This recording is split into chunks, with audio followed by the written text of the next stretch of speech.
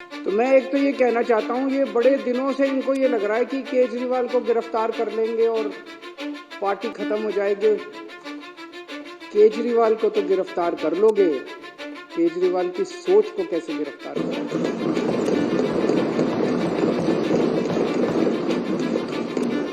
देश के अंदर बीजेपी का सबसे बड़ा चैलेंजर आम आदमी पार्टी है कि 2024 के अंदर बीजेपी अगर नहीं हारी लोकसभा चुनाव तो 2029 के अंदर आम आदमी पार्टी इस देश को बीजेपी से मुक्ति दिलाएगी।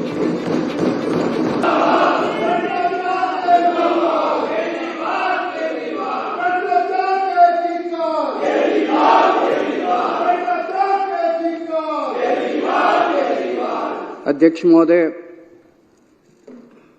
इस हाउस में हमारी मेजॉरिटी है और आज ये विश्वास प्रस्ताव कॉन्फिडेंस मोशन लाने की क्या जरूरत पड़ी, वो संक्षेप में कल मैंने बताया था ये प्रस्ताव रखते हुए कि मेरे पास 2 एमएलएज आए जिन्होंने कहा जी ये बीजेपी वाले आए थे और हमें ऑफर कर रहे थे कि केजरीवाल अब गिरफ्तार होने वाला है, उसके बाद हम इनकी सरकार गिरा देंगे आम आदमी पार्टी की, सारे एमएलए तोड़ लेंगे, 21 हमारे संपर्क में हैं, औरों से भी बात चल रही है, तुम भी आ जाओ, 25 करोड़ भी देंगे और जो मांगोगे और भी दे देंगे, तुमको चुनाव भी लड़ा देंगे। फिर हमने सारे एमएलए से संपर्क किया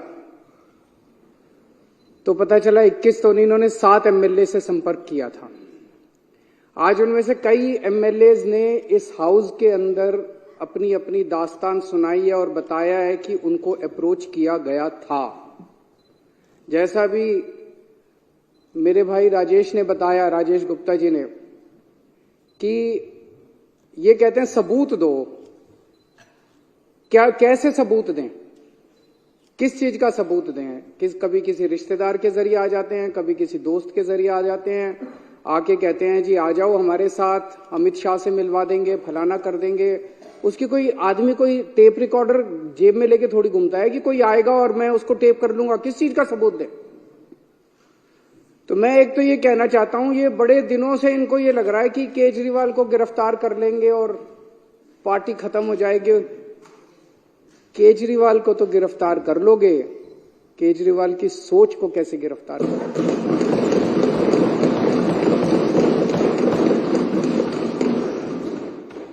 और एक केजरीवाल को गिरफ्तार कर लोगे, मेरे भारत मां की कोख से 1 लाख केजरीवाल पैदा हो जाएगा।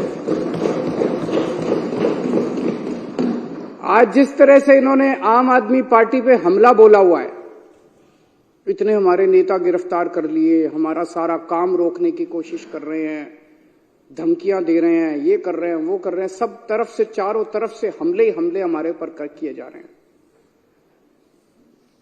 देश का एक एक बच्चा देख रहा है कि हो क्या रहा है। सारे लोग देख रहे हैं, इनको लगता है लोग बेवकूफ है, लोग बेवकूफ नहीं है।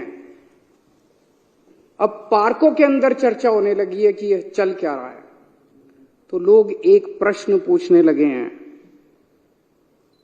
क्या मोदी जी केजरीवाल को खत्म करना चाहते हैं? क्या मोदी जी केजरीवाल को क्रश करना चाहते हैं?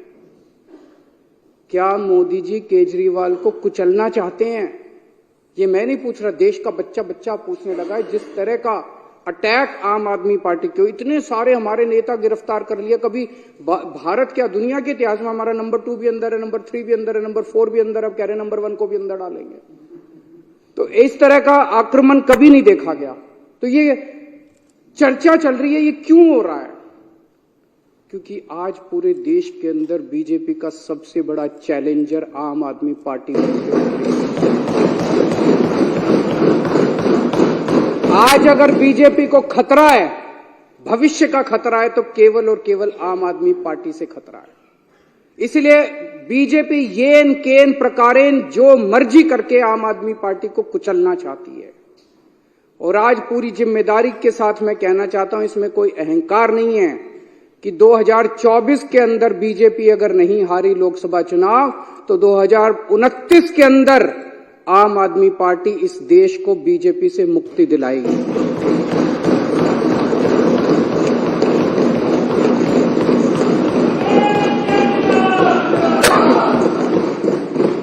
अध्यक्ष महोदय, ये कोई छोटी बात नहीं है। एक छोटी सी पार्टी, 12 साल का बच्चा है, 12 साल पहले ये पार्टी बनी थी। एक 12 साल का छोटा सा बच्चा है ये पार्टी। इस 12 साल के बच्चे ने इतने बड़े बड़े पार्टियों को चने चबा दिए। इस देश के अंदर 1350 पार्टियां रजिस्टर्ड हैं, 1350। उन्हीं में से एक पार्टी आम आदमी पार्टी थी। जब हमारी पार्टी 26 नवंबर 2012 को रजिस्टर की गई थी, रजिस्ट्रेशन के लिए अप्लाई किया था हम लोगों ने। 2012 26 नवंबर आम आदमी पार्टी का रजिस्ट्रेशन आज से 12 साल पहले अप्लाई किया गया था। मात्र 10 साल के अंदर आज तीसरी सबसे बड़ी पार्टी बन गई है पूरे देश के अंदर। बीजेपी और कांग्रेस के बाद तीसरी सबसे बड़ी।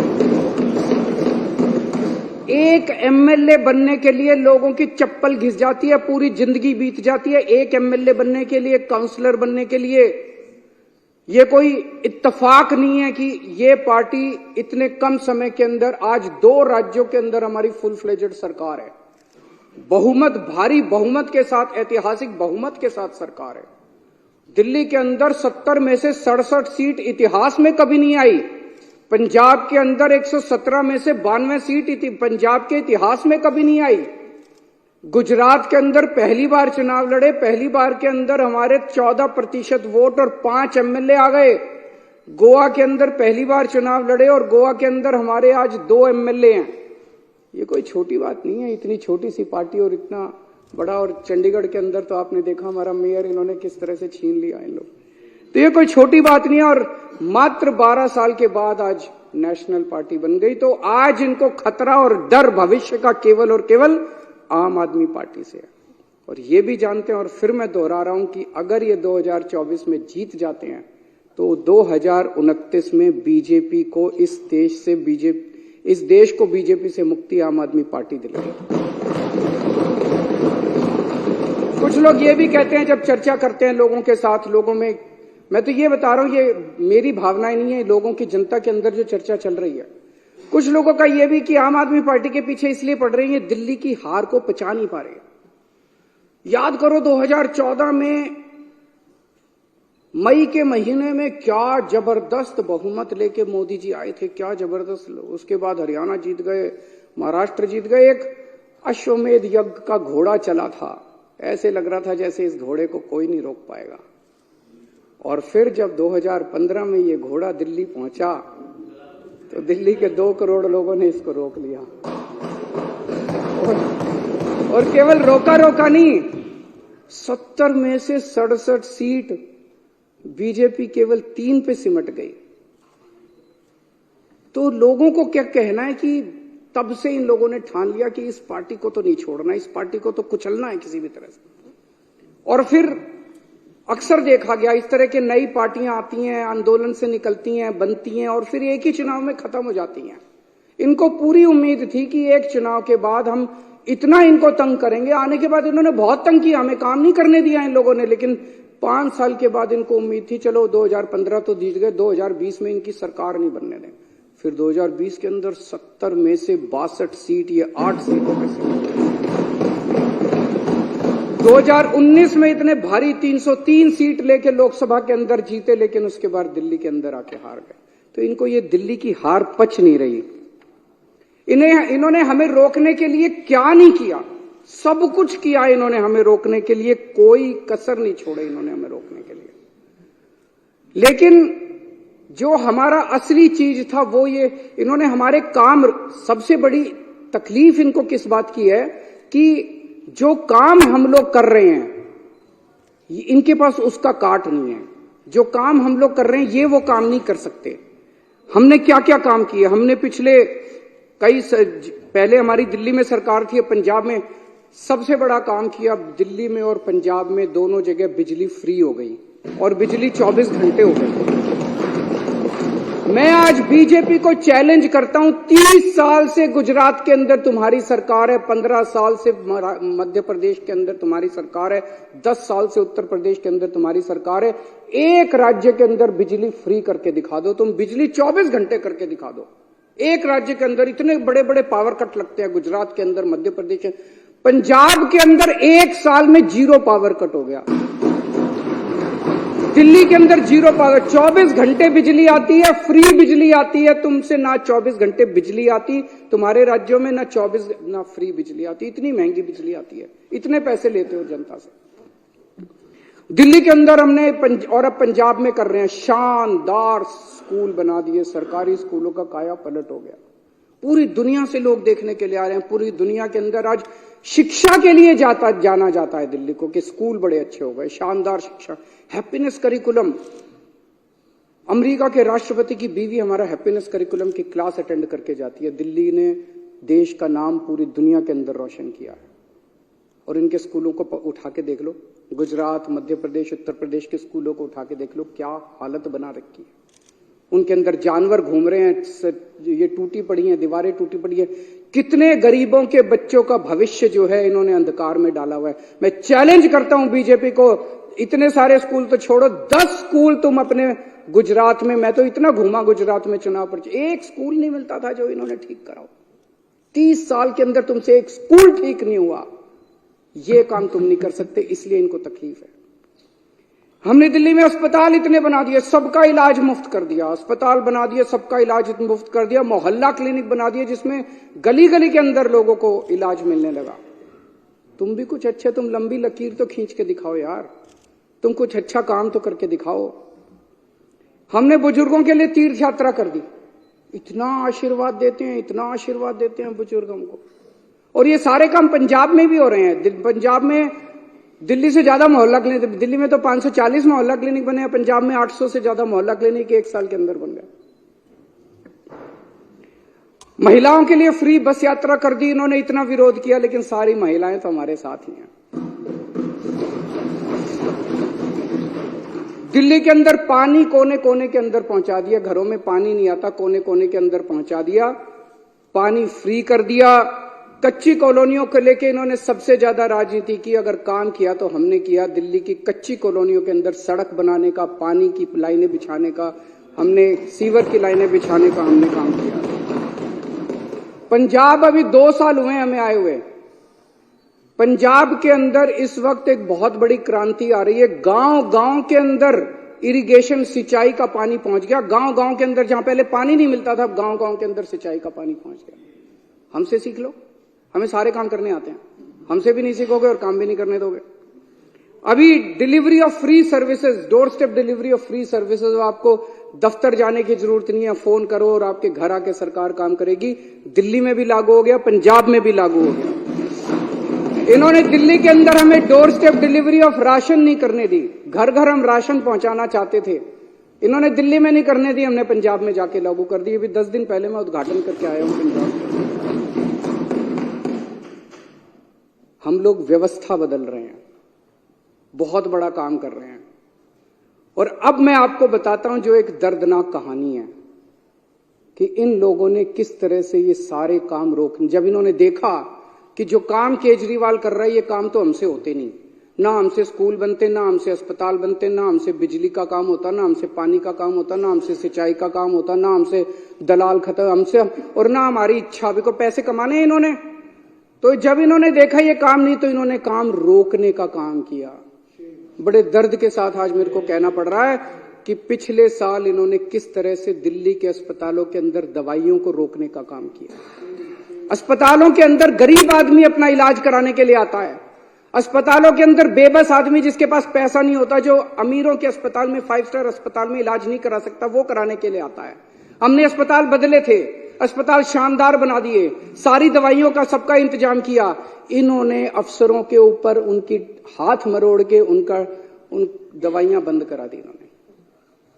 इन्होंने टेस्ट बंद करा दिए। मोहल्ला क्लिनिक में 3 महीने तक पिछले साल मोहल्ला क्लिनिक में टेस्ट नहीं हो पाए। इन्होंने पेमेंट रोक दी लेबोरेटरीज की। इतने गंदे और इतने घटिया लोग हैं ये लोग। कोई रोकता है क्या? कहते राम भक्त है, भगवान राम ने कभी नहीं कहा था कि गरीबों की दवाइयां रोको, गरीबों के पाप लगेगा तुम लोगों को। पता नहीं किस मिट्टी के बने हैं, पाप लगेगा आपको। विधुड़ी जी, आपकी पार्टी ने जो ये काम किया दवाइयां रोकने का और टेस्ट रोकने का और सारे अस्पतालों का इलाज रोकने का, गंदी बात है ये। बता के जाना, आप भी रुक जाओ, बता के जाना अपनी पार्टी वालों को क्यों किया उन लोगों ने। दुश्मनी मेरे से है, दुश्मनी केजरीवाल से है। दिल्ली के 2 करोड़ लोगों से क्यों बदला ले रहे हो तुम लोग? एक वो MTS थे, data entry operator, OPD counter पे जब आप सरकार, बैठ जाओ, मैं सारे जवाब दूं, बैठ जाओ 2 मिनट बैठ जाओ, मैंने डिस्टर्ब नहीं किया था। दिल्ली के अंदर जब आप अस्पताल में जाते हो, दवाई की खिड़की पे जाते हो, खिड़की ऊपर एक आदमी बैठा मिलता है रजिस्ट्रेशन करने के लिए, ओपीडी के लिए, ओपीडी का कार्ड काटने के लिए। वो कॉन्ट्रैक्चुअल था, वो डेटा एंट्री ऑपरेटर था। एक दिन एक ऑर्डर पास करके इन्होंने दिल्ली के सारे सरकारी अस्पतालों के डेटा एंट्री ऑपरेटर हटा दिए। अब अस्पताल के अंदर रजिस्ट्रेशन करने वाला कोई नहीं बचा। अरे करना क्या चाहते हो? दिल्ली के लोगों को मारना चाहते हो क्या? एक दिन फरिश्ते स्कीम कि अगर दिल्ली की बाउंड्री के अंदर किसी का भी एक्सीडेंट होगा उसका फ्री में इलाज किया जाएगा, चाहे प्राइवेट में हो चाहे सरकारी अस्पताल में हो। 23,000 लोगों का हम फ्री में इलाज करा के उनकी जिंदगी बचा चुके हैं। इन्होंने फरिश्ते स्कीम बंद करा दी इन लोगों ने। इतने घटिया किस्म के लोग हैं ये लोग। मेरा दिल रोता है जब मैं ये सारी चीजें, मैं जानता हूं किसी दिन लिखूंगा ये सब कि किस तरह से भारतीय जनता पार्टी के लोगों ने कितने घटिया स्तर के ऊपर इन लोगों ने काम किया है। ये राजनीति होती है, ये राजनीति सत्ता के लिए तुम किसी भी हद तक चले जाओगे, कुछ भी करोगे सत्ता के लिए। अरे मेरे से दुश्मनी है, मेरे को गालियां दे लो यार, दिल्ली के लोगों का इलाज तो मत रोको कम से कम। आप लोगों को लगेगा केजरीवाल झूठ बोल रहा है। भाई सरकार तो हमारी है, फिर ये कैसे रोक सकते हैं? ऐसा मन में आएगा ना कि भाई सरकार तो हमारी है, सरकार तो केजरीवाल की है, फिर ये कैसे रोक सकते हैं? मैं बताता हूं कैसे रोक सकते हैं। सर्विसेज इनके पास है। सर्विसेज का मतलब ट्रांसफर पोस्टिंग, किस अफसर को कहां लगाना है, कहां से हटाना है, किस अफसर के खिलाफ कार्रवाई करनी है। अगर कोई अफसर करप्शन करता है तो उसके खिलाफ कार्रवाई, डिसिप्लिनरी प्रोसीडिंग, विजिलेंस, जेल भेजना, ये सारा इनके पास है। पूरा अफसरशाही के ऊपर और स्टाफ के ऊपर और कर्मचारियों के ऊपर इनका कंट्रोल है। आज मेरे को जो मेरा चपरासी मेरे कमरे में चाय पिलाने आता है, अगर कल वो कह दे मैं चाय नहीं पिलाता, मैं उसकी ट्रांसफर नहीं कर सकता मुख्यमंत्री होके भी। इतनी भी पावर नहीं है मेरे पास। सुप्रीम कोर्ट ने ऑर्डर पास किया, भाई ऐसे सरकार नहीं चल सकती, इनके ऊपर कंट्रोल मुख्यमंत्री का होगा। इन्होंने कानून ला के पास कर दिया कि नहीं, कि मुख्यमंत्री का नहीं होगा, एलजी का कंट्रोल होगा, केंद्र सरकार का कंट्रोल होगा। अब ये क्या कर रहे हैं? एक आईएएस अफसर को बुला के धमकी दी जा रही है। धमकी क्या दी जा रही है कि अगर तुमने इस सरकार का एक भी काम किया, किसी भी मंत्री का एक भी काम किया, तुमको जेल भेज देंगे, तुमको सस्पेंड कर देंगे, तुम्हारे ऊपर झूठा केस बना देंगे। जैसे इतने सारे झूठे केस अभी इन्होंने बताए, तुम्हारे ऊपर झूठा केस बना देंगे, सस्पेंड कर देंगे, ईडी लगा देंगे, सीबीआई लगा देंगे। खबरदार अगर तुमने इनका साथ दिया तो। रो रहे हैं आईएएस अफसर, रो रहे हैं दिल्ली सरकार के कर्मचारी। एक मेरे पास अफसर आया, टप टप आंसू बह रहे थे, 56 साल की उम्र है उसकी, और टप टप आंसू बह रहे थे उस आईएएस अफसर के। वो बेचारा, वो कहता है कि मैंने कभी ऐसी नौकरी नहीं देखी, इस तरह का माहौल मैंने कभी नहीं देखा कि खुलेआम हमें धमकाया जा रहा है। दिल्ली के अंदर, पूरी दिल्ली के अंदर पानी का संकट इन्होंने और सीवर का संकट पैदा कर रखा है। कैसे? आप लोगों ने इस पूरी विधानसभा ने बैठ के बजट पास किया पिछले साल। आपने कहा भाई 5,000 करोड़ रुपए बजट होगा दिल्ली जल बोर्ड का। वो सारा पैसा लेके बैठ गए ये लोग। फाइनेंस डिपार्टमेंट पैसा नहीं दे रहा जल बोर्ड का। 6 महीने से पैसा नहीं मिला जल बोर्ड को। जल बोर्ड चलेगा कैसे? छोटे मोटे रिपेयर का पैसा भी नहीं मिला जल बोर्ड के पास रिपेयर का पैसा भी नहीं बचा। छोटा मोटा धमकी दी जा रही है कि फाइनेंस डिपार्टमेंट के प्रिंसिपल सेक्रेटरी को धमकी दी जा रही है, खबरदार अगर तूने पैसा दिया। दिल्ली को ये बर्बाद करना चाहते हैं। चारों तरफ सीवर बहने लग गया, पानी का संकट हो रहा है। अल्टीमेटली सौरभ भारद्वाज और अतीशी ने मिलकर हाईकोर्ट में केस करा। हाईकोर्ट ने ऑर्डर कर दिया पैसा तुरंत रिलीज करो। अगली हेयरिंग 29 फरवरी को है, अभी तक नहीं करा इन्होंने। ना ये सुप्रीम कोर्ट की मानते, ना ये हाई कोर्ट की मानते। अब एक और संकट पैदा कर दिया इन्होंने, पानी के बिलों का बहुत बुरा हाल हो रहा है दिल्ली के अंदर। अनाप शनाप बिल आ रहे हैं, गलत बिल है, सारे के सारे गलत बिल है। हमने प्रस्ताव रखा, आप ही बताना अगर गलत है तो। हमने कहा भाई अगर किसी का पानी का बिल गलत है, आपके पिछले सालों के अंदर 3 साल 4 साल 5 साल जब से आपने पैसे नहीं भरे, आपके 2 या 2 से ज्यादा अगर कोई भी ओके बिल है, उसको हम ले लेंगे, उसका एवरेज निकालेंगे और एवरेज के हिसाब से बाकी सारी कर देंगे। ठीक है कि नहीं है? गलत है कि ठीक है? हमने ये बनाया प्रस्ताव बना के अफसरों को भेजा, इसको लागू करो। अफसरों ने फाइल पे लिख दिया कि हम नहीं लागू करते। फिर बुला के पूछा उनसे, अफसरों से, रोने लग गए बेचारे। बोले जी कह रहे हैं तुम्हारी नौकरी चली जाएगी, तुमको जेल में डाल देंगे अगर तुमने ये प्रस्ताव पारित किया तो। लेकिन प्रस्ताव तो पारित करा के छोड़ेगा केजरीवाल।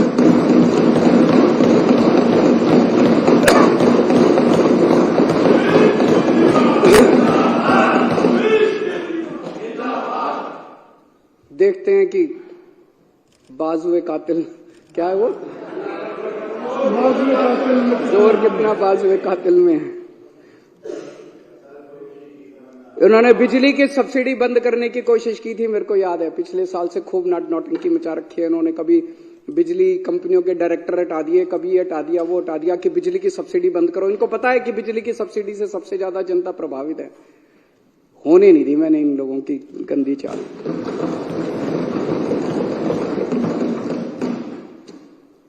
हम बहुत छोटे लोग हैं और हम यहाँ पे देखो तो पता नहीं मुश्किल से 2-4 ही होंगे जो कि पॉलिटिकल बैकग्राउंड से हैं। बाकी तो सारी एक तरह से गलियों में घुमा करते थे हम सारे। हमारी क्या औकात थी? हैं?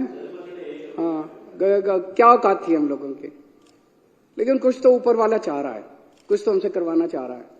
मतलब एक सुंदर नगरी की झुग्गियों के अंदर मैं यूं ही घुमा करता था, कोई नहीं पूछता था। परिवर्तन नाम की एनजीओ चलाया करता था, आप लोग भी अपनी अपनी जिंदगी चला रहे थे। अचानक वहां से उठा के लोगों का पता नहीं क्या प्यार था, क्या किस्मत थी, ऊपर वाला हमसे क्या कराना चाह रहा है, यहां पहुंचा दिया हम लोगों को।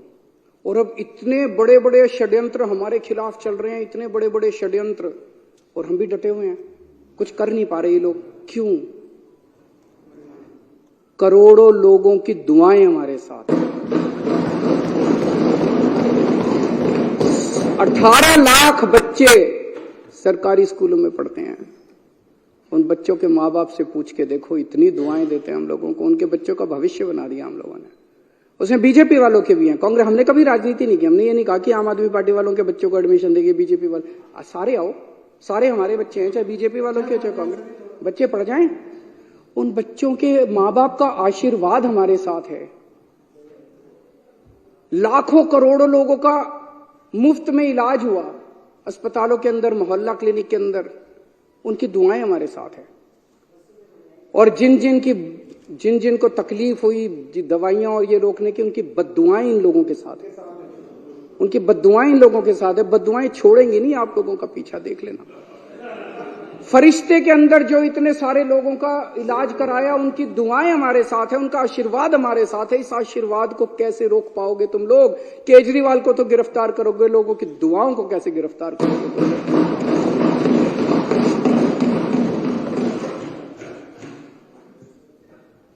अब ये ऑपरेशन लोटस करने आए हैं। कितने ऑपरेशन लोटस कर लिए? अब तो थकते भी नहीं हो तुम। हमारी दाद तो देनी पड़ेगी तुम लोगों को। हमें क्यों नहीं तोड़ पा रहे ये लोग? हमें क्यों नहीं खरीद पा रहे? क्योंकि हमने कोई गलत काम नहीं किया। दूसरे स्टेट्स के अंदर दूसरे नेताओं जो आपने इतने सारे नाम लिए, फलाना ये फलाना वो, उन लोगों ने गलत काम किए थे। वो गलत काम किए थे, इसलिए उनको बीजेपी का संरक्षण चाहिए था, इसीलिए वो अपनी पार्टी छोड़ के इनके साथ चले गए। तो एक फॉर्मूला जान लो, अगर कोई व्यक्ति बीजेपी के दबाव में आके बीजेपी में चला जाए, वो चोर है। और अगर कोई व्यक्ति बीजेपी के दबाव के बावजूद बीजेपी में ना जाए, तो ईडी और सीबीआई वाले चाहे उसको जितने मर्जी जेल में डाल ले, वो कट्टर ईमानदार है। मनीष सिसोदिया पे इन्होंने कितना दबाव डाला। खुलेआम है मनीष सिसोदिया को बोले केजरीवाल की पार्टी छोड़ दे, केजरीवाल की सरकार गिरा के तेरे को मुख्यमंत्री बना देंगे। पर मनीष सिसोदिया हेमंत बिश्व शर्मा तो नहीं है, उसने कोई चोरी तो नहीं कर रखी। वो बोला मेरे को मुख्यमंत्री भी नहीं बनना और मैंने कोई गलत काम नहीं किया, तुम साल 2 साल 3 साल रख लोगे, अल्टीमेटली तो मैंने बाहर आना ही आना है, मैंने कोई गलत काम नहीं किया, मैं क्यों टूटूंगा।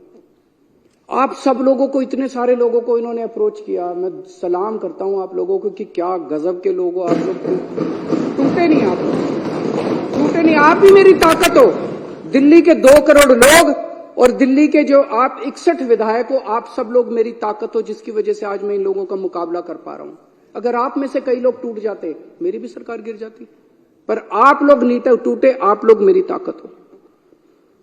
सबको कहते हैं बीजेपी ज्वाइन कर लो, बीजेपी ज्वाइन कर लो, और इन्होंने हमें बदनाम करने में कोई कसर नहीं छोड़ी। अभी इतनी बड़ी लिस्ट बताई इन्होंने कि डीटीसी में भी स्कैम हो गया, क्लासरूम में भी स्कैम हो गया, क्या क्या था, पानी में भी स्कैम हो गया, बिजली में भी स्कैम हो गया, राशन में भी स्कैम हो गया, किसी बटन, कोई बटन था बटन में भी स्कैम हो गया, फलाने में भी स्कैम हो गया। मैं एक चीज जानना चाहता हूं, जितने पूरे देश में आज तक एमएलए खरीदे हैं तुम लोगों ने, कितना पैसा खर्च किया उसमें, और वो पैसा कहां से आया, यही बता दो तुम लोग। बस ईमानदारी से इस देश को बता दो कि कर्नाटक में एमएलए खरीदे, मध्य प्रदेश में एमएलए खरीदे, गोवा में एमएलए खरीदे, इधर एमएलए खरीदे, उधर इतना पैसा कहां से लाते हो यार तुम लोग।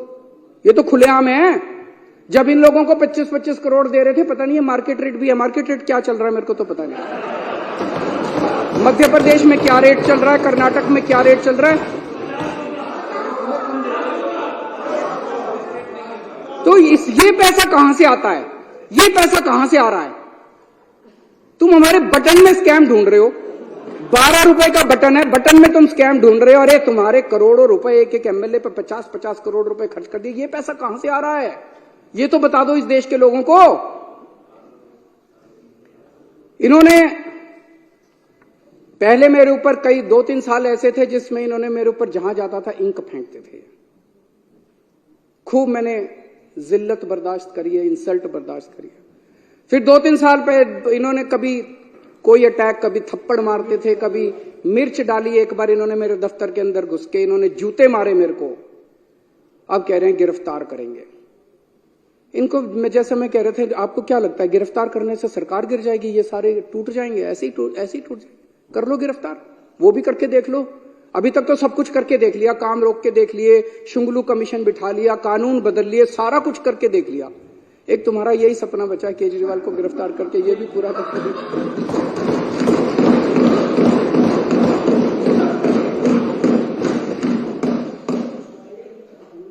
अभी तक तुमने इतनी रेड मारी, एक भी नेता के खिलाफ इसके ऊपर मुकदमा चलना चाहिए। बीजेपी वालों के ऊपर ऐसे ही रेड मारने घुस जाते हो किसी के घर भी। कोई कानून नियम है, कायदा है या नहीं है, संविधान है या नहीं है। मनीष सिसोदिया क्या इतनी रेड मारी, आप लोगों में से कितने एमएलए क्या रेड मारी, सत्येंद्र जैन क्या रेड मारी, संजय सिंह क्या रेड मारी, कहीं कुछ एक नया चवन्नी मिली, एक पैसा नहीं मिला। अरे हमारी संपत्ति लोगों के दिलों के अंदर है, बैंक अकाउंट के अंदर नहीं, और हमारा बैंक अकाउंट लोगों की आंखों के अंदर। यहां नहीं है हमारी संपत्ति जहां ढूंढ रहे हो तुम लोग। अध्यक्ष महोदय, 2014-15 में 2 घटनाएं घटी उस फाइनेंशियल ईयर में। 2014 के मई में केंद्र के अंदर एक पार्टी की सरकार बनी जिसको लोगों ने केंद्र में भारी बहुमत दिया, अभूतपूर्व बहुमत दिया। और 2015 की फरवरी के अंदर दिल्ली में एक पार्टी की सरकार बनी जिसे लोगों ने भारी बहुमत दिया, अभूतपूर्व बहुमत दिया। और वहां से 2 किस्म की राजनीति ने जन्म लिया, एक केंद्र के अंदर जो सरकार बनी थी और दिल्ली के अंदर जो सरकार बनी थी। आज 10 साल हो गए दोनों सरकारों को बने हुए। एक केंद्र की सरकार है जिसने 10 साल में कोई काम नहीं किया, और अब वो केवल कैसे वोट लेना चाहते हैं, कांग्रेस के नेताओं को गिरफ्तार कर लो, कांग्रेस का अकाउंट फ्रीज कर दो, आम आदमी पार्टी के नेताओं को गिरफ्तार कर लो, ईडी को सबके पीछे लगा दो, सारी ऑपोजिशन को कुचल डालो, सारे नेताओं को जेल में डाल दो। इस तरह से ये वोट लेना चाहते हैं। और दूसरी राजनीति दिल्ली की राजनीति थी जिसके अंदर हमने स्कूल बनवाए, अस्पताल बनवाए, लोगों का इलाज किया, लोगों के बच्चों को पढ़ाया, पानी का इंतजाम किया, बिजली का। हमने 2 करोड़ लोगों का दिल जीता, इसलिए हम वोट मांग रहे हैं। दोनों 2 किस्म की राजनीति अब देश के लोगों को तय करना है। एक पाप की राजनीति है, एक पुण्य की राजनीति है। इस देश को पाप की राजनीति चाहिए या इस देश को पुण्य की राजनीति चाहिए, ये लोगों को तय करना है। अब आजकल बड़ी अफवाह फैला रखी है इन लोगों ने, बस ये लोकसभा चुनाव हो जाएं, उसके बाद तो संविधान बदल के दिल्ली को फुल यूनियन टेरिटरी बना देंगे, उसके बाद चुनाव फैला रखी नहीं फैला रखी, विधानसभा खत्म कर देंगे। अरे किसी के बाप की जागीर है जो विधानसभा खत्म कर दोगे? ऐसे ही विधानसभा खत्म कर दोगे? ये देश किसी की पिताजी की जागीर थोड़ी है कि ऐसे ही विधानसभा खत्म कर दोगे। मैं आज बीजेपी से जानना चाहता हूं, ये चुनाव इसी बात पे हो जाए, दिल्ली के लोगों से जाके वोट मांगो, बोलो तुम्हारा वोट का अधिकार छीन लेंगे, वोट दो हमको। मजाल जो तुमको। आज बीजेपी स्पष्ट कर दे कि लोकसभा के बाद दिल्ली की विधानसभा को भंग करेंगे कि नहीं करेंगे, इसी के ऊपर चुनाव हो जाए इस बार। आप भी जा जाके गली गली में बोलना और गली गली में लोगों को बताना कि अगर तुमने बीजेपी को वोट दे दिया है तो तुम्हारा बीजेपी वोट का अधिकार छीनने वाली है। बीजेपी खुल के अंदर बोल रही है और बीजेपी को हम ललकारेंगे, अगर हिम्मत है तो करके दिखा दो। और एक और आप सबसे विनती है कि विधानसभा भंग करें या ना करें, हम यहां सत्ता के लिए नहीं आए, हम यहां सेवा के लिए आए हैं, काम करते रहना। हम एमएलए रहे ना रहे, मंत्री रहे ना रहे, मुख्यमंत्री रहे ना रहे, विधानसभा रहे ना रहे, पूरी जिंदगी देश के लिए न्यौछावर की है, सत्ता के लिए नहीं, हमने सर्विस सेवा के लिए हम लोगों ने न्यौछावर की है। मैं दिल्ली वालों को भी बोलना चाहता हूं, इन लोगों को आपके बेटे से तकलीफ है। आपने मेरे को बहुत कुछ दिया है दिल्ली वालों ने, सुंदर नगर की गलियों से उठा के एक आदमी को इतनी बड़ी जिम्मेदारी दिल्ली वालों ने दे दी। इन लोगों को आपके बेटे से तकलीफ है, ये आपके बेटे को क्रश करना चाहते हैं, ये आपके बेटे को खत्म करना चाहते हैं। लेकिन आप चिंता मत करना, मैं आपके साथ हूं, आपके लिए लड़ता रहूंगा मरते दम तक। मेरी ये विधानसभा भंग भी कर दें, अगर ये जितने मर्जी षड्यंत्र करते रहें, सत्ता में होते हुए या सत्ता में बाहर रह के मेरी जिंदगी आप लोगों के लिए है। 7 जन्म में भी मैं आपका एहसान नहीं चुका सकता जो एहसान दिल्ली वालों का मेरा है।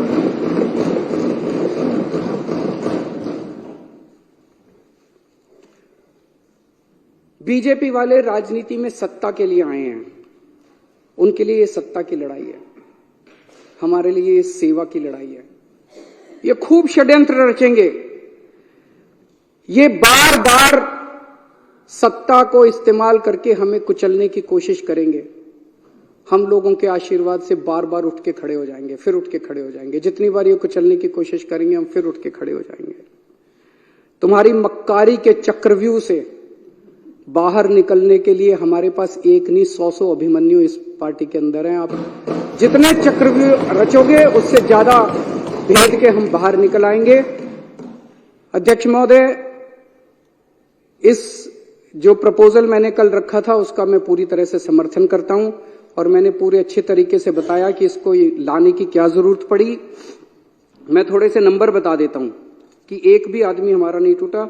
हमारे टोटल 62 एमएलए हैं, अभी यहां पे विधानसभा में 54 मौजूद हैं, 2 बीमार हैं, 3 आउट ऑफ स्टेशन हैं, 2 जेल में हैं, सतिंदर जैन और मनीष सिसोदिया, और एक के यहां शादी है।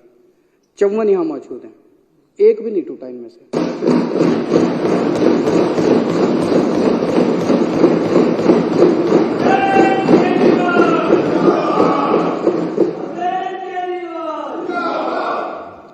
अब माननीय मुख्यमंत्री श्री अरविंद केजरीवाल जी द्वारा प्रस्तुत विश्वास प्रस्ताव सदन के सामने है। जो इसके पक्ष में वहां कहें, जो इसके विरोध में ना कहें। हाँ पर जीता, हाँ पर जीता, हाँ पर जीता, हाँ पर जीता। प्रस्ताव पास हुआ।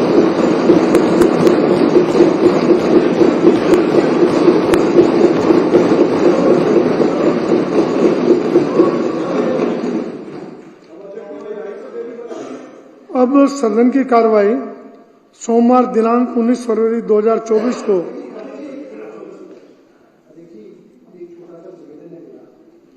सहमत हो, क्योंकि आचार संहिता आने वाली है लोकसभा चुनाव की वजह से, तो विधायकों को अपने कार्यक्षेत्र में भी काम करना होता है, तो और बजट सेशन थोड़ा सा लंबा चलेगा, तो अगर आप इसको सुबह 11 बजे से 1:30 बजे तक कर दें रोज, तो हमारे लिए थोड़ी सुविधा हो जाएगी।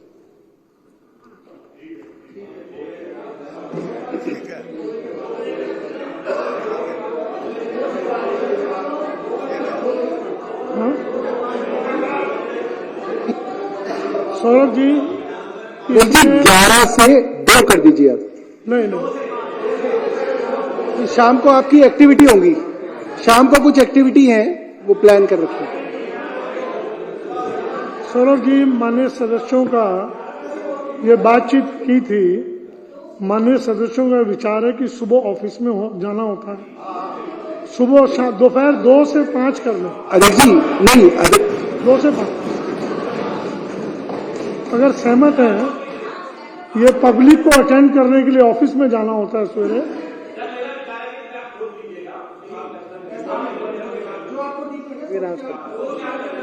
नहीं, अब अनाउंस करना पड़ेगा।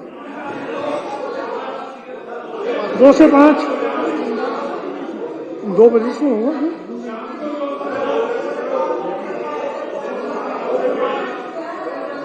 2 से 5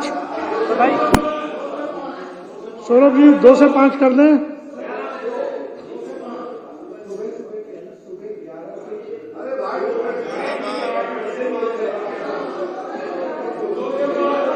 दो से 5 में जा,